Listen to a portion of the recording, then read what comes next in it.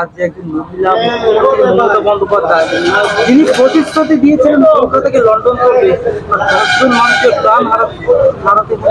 শোনেন, কোনো মৃত্যুই আমরা কাম্য করি না, যে কোনো মৃত্যুই দুর্ভাগ্যজনক, কিন্তু মমতা ব্যানার্জি যে উন্নয়নের বুলিয়া ওড়ায়, আজকের খাস কলকাতার বুকে যেভাবে পাক সার্কাস সহ সারা কলকাতা জলমগ্ন হয়ে এই 8-10 জন লোক বিদ্যুৎপৃষ্ট হয়ে মারা গেল, তৃণমূল কংগ্রেসের পক্ষে কোন রকম কোনো বাইর বা কোনো সহানুভূতি আমরা দেখতে পেলাম না।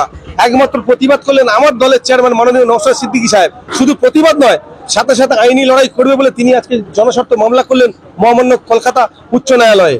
আমরা দেখতে চাই যে নওশাদ সিদ্দিকী যেমন মুখে বলে না, তিনি আইনি লড়াইটা সর্ব জায়গায় করে আসছে সবার জন্য।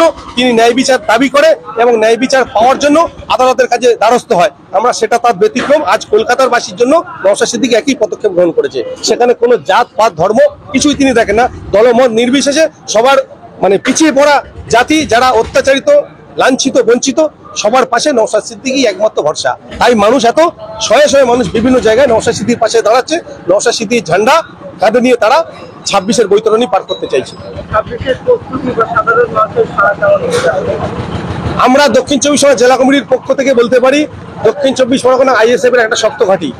আমাদের দক্ষিণ 24 পরগনা যে 31টা সিট আছে, আমরা কম বেশি একটা দুটো জায়গা বাদ দিলে বাকি প্রায় 29টা 28টা ব্লকে আমরা অলরেডি আমরা পৌঁছে গেছি এবং সার্বিকভাবে খুব গ্রহণযোগ্যতাভাবে সাধারণ মানুষ আইএসএফ কে ঝান্ডা নিয়ে কাজ করছে এবং দল উত্তরোত্তর শ্রীবৃদ্ধি বাড়ছে। আপনারা দেখছেন আপনাদের প্রিয় চ্যানেল ইনসাফ টিভি, সত্যের সাথে ন্যায়ের পথে। প্লিজ চ্যানেলটিকে সাবস্ক্রাইব করুন আর পাশে থাকা বেল বাটনটি বাজিয়ে দিতে একদম ভুলবেন না।